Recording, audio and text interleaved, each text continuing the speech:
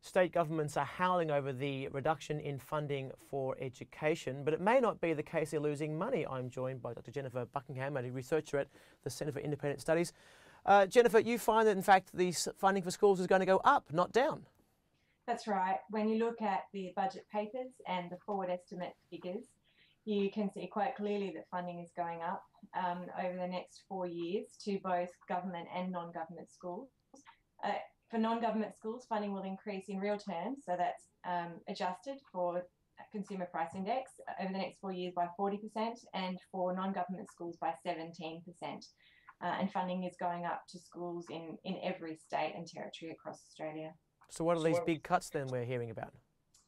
The cuts are they've been derived from promises made by the previous federal government around schools funding. So they are the difference between what the Labor government promised around their Better Schools model, which was to deliver very large increases in funding in the 5th and 6th years of the model, which are actually beyond the forward estimates and have never appeared in any budget papers. So it's the difference between what the states thought they might get under a previous government and what they are actually going to get under this federal government. So these numbers have never actually appeared in budgets. They are, and it was pretty clear. The coalition government made it quite clear that this money would not be coming through in the budget. So it's a little bit strange to see the state ministers and premiers so shocked and surprised when everyone knew that that money would not be there.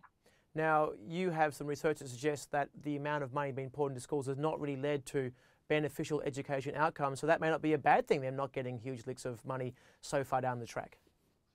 I've been arguing that we really need to take stock of the way the existing budgets are being spent. I don't think anyone could really confidently say that every dollar spent in education systems in Australia is being spent in the most effective ways. And you can find ways to improve outcomes that aren't necessarily costly.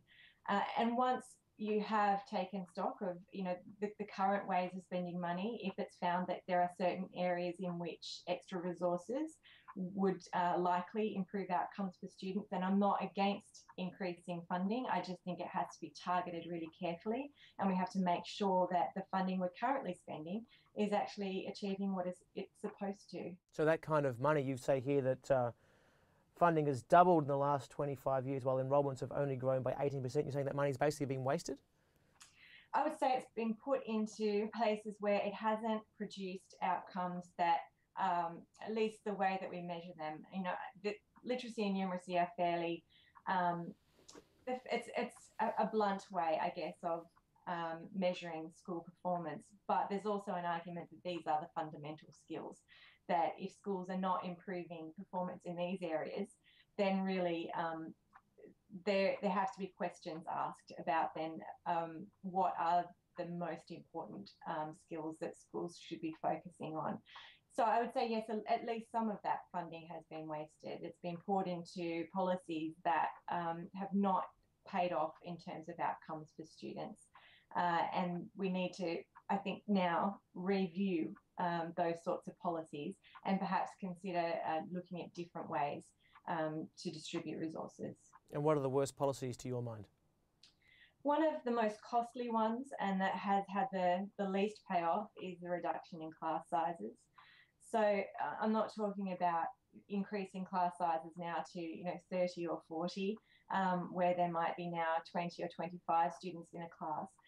But even reducing class sizes by 1 to 2 students is very costly and really makes no difference in terms of student achievement.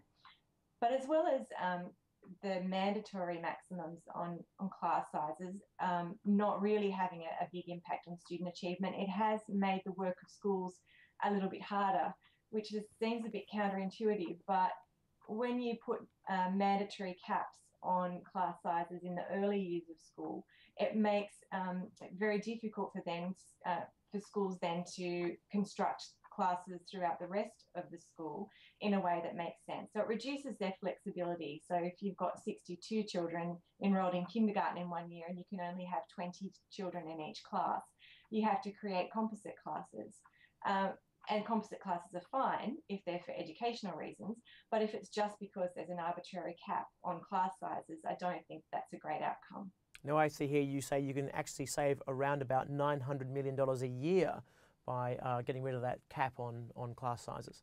Yes, and gradually increasing the student-teacher ratio. So again, I'm not talking about large amounts because in the upper years of primary school in particular, class sizes are much larger than what the averages suggest. So I'm not, saying we should just add 5 students to each class, as others have done, but to perhaps across the school consider that perhaps having one less teacher might not make such a big difference, and I'm not even saying that money could be saved necessarily and put against the bottom line, but perhaps that those resources might be deployed in a more effective way than simply creating another class.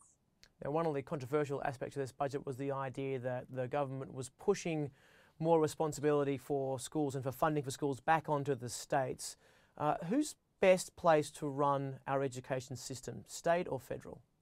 The general rule with schools is that the closer the governing body is to the school, then the more likely they are to be able to make good decisions.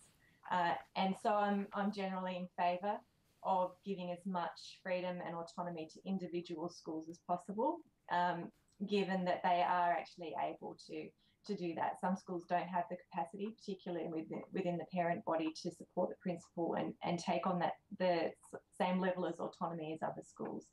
But if it's a competition between federal and state, then certainly state governments are better placed to make those sorts of decisions. Dr. Jennifer Buckingham, thank you very much. Thank you.